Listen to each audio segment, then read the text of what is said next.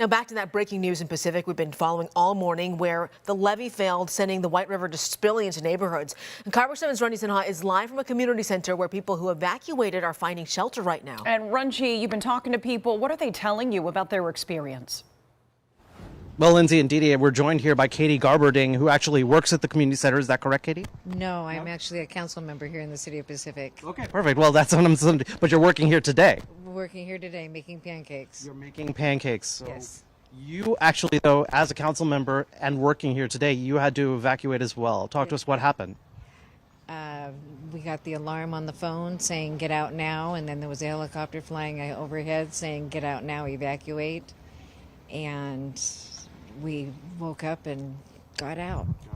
What were the conditions like when you were leaving? When we originally took the cars out of the driveway and put them across the street because it was starting to flood in front of the house.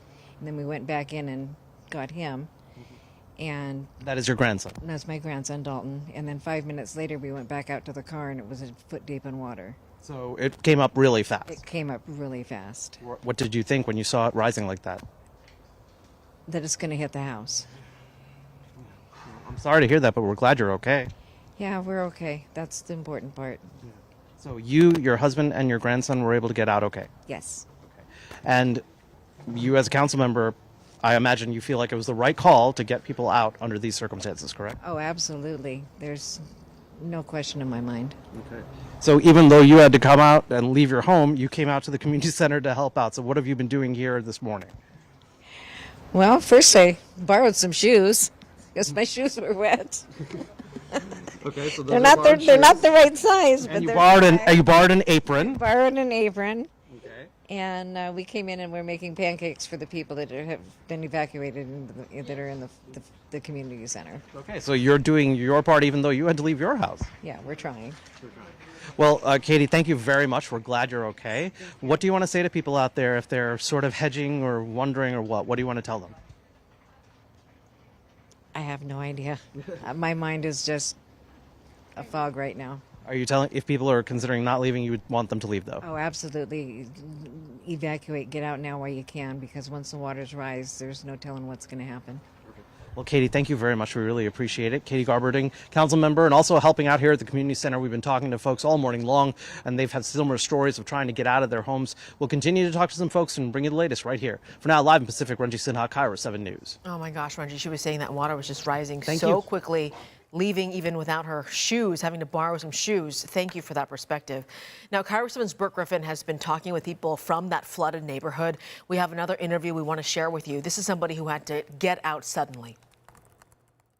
So when, I'd say about 5 days ago, when the water started raising,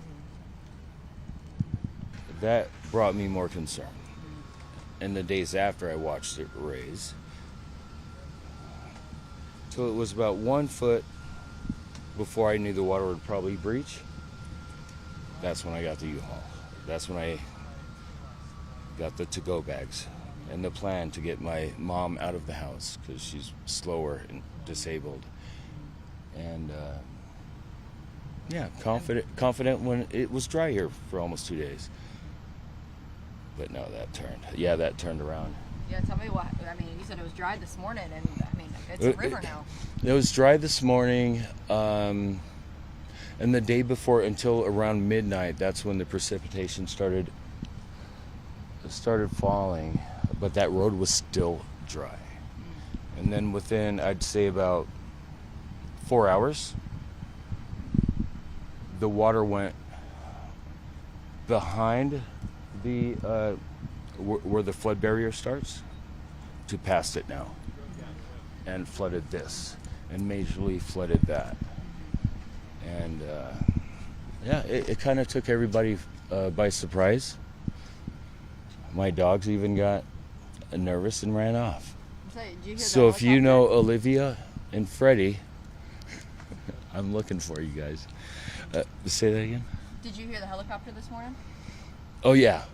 What was that like? It was okay for me, but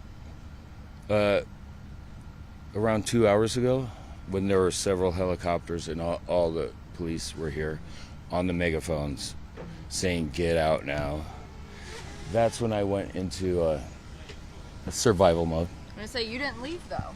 I didn't. Why not? Like I said earlier, the past week and a half, I met people around this community who were elder, who have fur babies, who don't have social media. And they were really afraid. So I made friends. Unfortunately, through this type of situation, it really brought a lot of people around here together. Yeah. Just watching and waiting. What's your plan for the day? Are you gonna be able to stay home, or are you just gonna keep an eye on things? Well, we've prepped. We've been prepping, but I am going to stay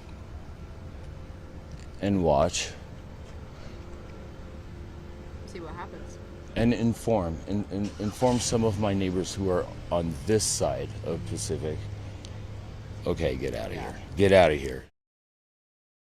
Wow, just amazing hearing Yeah. from this man. During this emergency, we are hearing from so many people who are showing us what community really is.